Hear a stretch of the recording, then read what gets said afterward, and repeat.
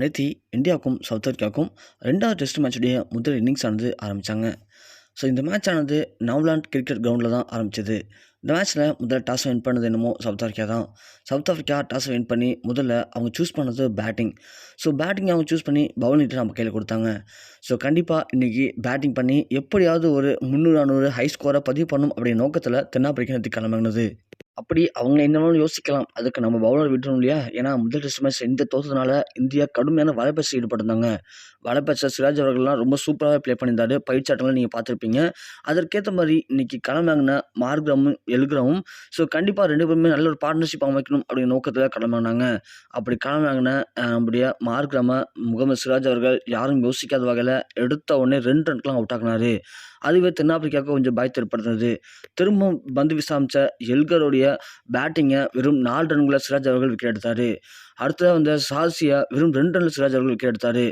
அடுத்த 3 விக்கெட்டுகள் தென்னாப்பிரிக்காவுக்கு உச்சக்கட்ட பயம் எழுதுறது. என்னடா வெறும் 6 ரன்னுக்கெல்லாம் 3 விக்கெட் விழுந்துச்சுன்னு சொல்லிட்டு அடுத்து வந்த ஸ்டப்ஸை நம்ம ஜஸ்பிரித் பும்ரா அவர்கள் 3 ரன்னில் விக்கெட் எடுத்தார்.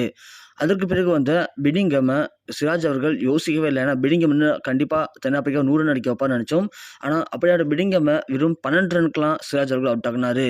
அப்புறம் விரியன்னு அவரை 15 ரனுக்கு சிராஜ் அவுட் ஆகினார். அடுத்து வந்த ஜான்சனை வெறும் டக் அவுட் ஆக்கினார் சிராஜ் அவர்கள். அதுக்கு பிறகு வந்த மகாராஜா முகேஷ்குமாரும் ரபாடாவை முகேஷ்குமாரும் லாஸ்ட்டாக பர்கரை பும்ரா விக்கெட் எடுத்து யாருமே எதிர்பார்க்காத ஒரு ஸ்கோர் அப்படிங்கிறத இன்றைக்கி தென்னாப்பிரிக்காவுக்கு இந்தியா கடுமையாக போராட்டத்துக்கு வச்சாங்க. குறிப்பாக 55 ரன்னுக்கு 6 விக்கெட் அளிக்காங்க தென்னாப்பிரிக்கா அணி. இது வரைக்கும் டெஸ்ட் மேட்ச்சில் தென்னாப்பிரிக்கா அணி இந்த அளவுக்கு ஒரு மோசமான ரெக்கார்டாக பதிவு பண்ணதே கிடையாது. அதுலேயும் குறிப்பாக இந்தியாவுக்கு எதிராக ரொம்ப ரொம்ப ரொம்ப கம்மியான ஸ்கோரில் டெஸ்ட்டில் வீழ்ந்திருக்கிறது தென்னாப்பிரிக்கா அணி தான்.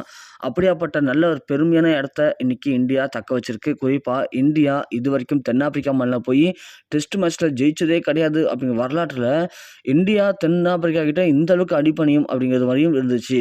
ஆனால் அப்படியாப்பட்ட தென்னாப்பிரிக்காவையே இந்தியா வெறும் 55 ரனுக்கு ஆல் அவுட் ஆகியிருக்கிறது இந்தியாவுக்கு கிடைத்த மிகப்பெரிய பெருமையாக பார்க்கப்படுது. சிராஜ் அவர்கள் வெறும் 9 ஓவர்களை வீசி 3 ஓவர் மெயின்டைன் பண்ணி டெஸ்ட் விளையாட்டில் வெறும் இந்த அளவுக்கு கம்மியான ஸ்கோரை விட முடியுமா அப்படிங்கிற அளவுக்கு யோசிக்கிற அளவுக்கு 9 ஓவருக்கு வெறும் 15 ரன்களை விட்டு கொடுத்து 6 விக்கெட் எடுத்து மிகப்பெரிய ஒரு சாதனையை பதிவு பண்ணியிருக்காரு. ஒட்டுமொத்தமாக இந்த மேட்ச் ஆனது பார்க்க போனோம் அப்படின்னா ஒரு 20 ஓவர் மேட்ச் மட்டும் தான் நடந்திருக்கு. 20 ஓவருக்குள்ளேயே மேட்சை ஒட்டுமொத்தமாக முடிச்சிட்டாங்க இந்திய அணி. அந்தளவுக்கு ரொம்ப ரொம்ப ரொம்ப ஒரு அற்புதமான பவுலிங்கை இந்தியா வீசுனுச்சு. அதற்கு பிறகு முதல் இன்னிங்ஸுடைய பேட்டிங் பண்ண வந்தாங்க நம்ம இந்திய அணி. இந்திய அணி பேட்டிங் வந்தாலுமே அவங்களும் அதே மாதிரியான கடுமையான பவுலிங்கை வீசினாங்க. அதுலேயும் குறிப்பாக அவங்கள இந்த அளவுக்கு தோக்கடிச்சோம் இல்லையா? ஒரு 30 ரன்கள் நம்ம தோக்கடிச்சாகணும் அப்படின்ற மாதிரி அவங்க வீசின பவுலிங் இருந்தது.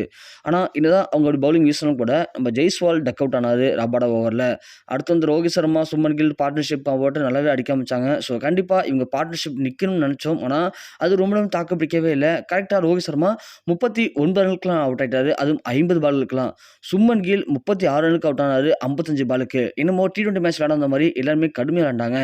விராட் கோலி அதுக்கேற்ற மாதிரி 59 பால்கள் பிடிச்சி 46 ரன் அடிச்சு அவரும் அவுட் ஆனாரு. அதுக்கு பிறகு வந்து ஸ்ரேயஸ் ஐயர், KL ராகுல், ஜடேஜா, பும்ரா, சிராஜ்னு சொல்லி எல்லாமே டக்குன்னு அப்பவே டக் அவுட் ஆக மேட்ச் ஒட்டுமொத்தமாக வெறும் 153 ரன்னுக்கெலாம் இந்த மேட்ச் ஆனது முடிஞ்சிச்சு. முதல் இன்னிங்ஸ் முடிஞ்சு 2வது இன்னிங்ஸான முதல் பேட்டிங்கை சவுத் ஆஃப்ரிக்கா பண்ண ஆரம்பிச்சிட்டாங்க. அப்படி மீண்டும் களமிறங்கின மார்க்ரம், எல்கர் 2 பேருமே சூப்பராக ப்ளே பண்ண ஆரம்பித்தாங்க. ஆனால் எல்கரை வெறும் 12 ரன்னுக்கெலாம் நம்ம முகேஷ்குமார் தூக்கிட்டாரு. அடுத்து வந்து ஜார்சியை அதே மாதிரி 1 ரன்னுக்கு முகேஷ்குமார் தூக்கினாரு. ஸ்டப்ஸை கரெக்டாக 1 ரன்னுக்கு பும்ரா தூக்கிட்டாரு. இப்போதைக்கு மார்க்ரமும் பிங்டமும் 2 பேரும் தான் உள்ளே நிற்கிறாங்க. அதனால் அடுத்தடுத்து கண்டிப்பாக இது வரைக்கும் 62 ரன்கள் 3 விக்கெட் இழப்பு நிற்குது மேட்ச் ஆனது.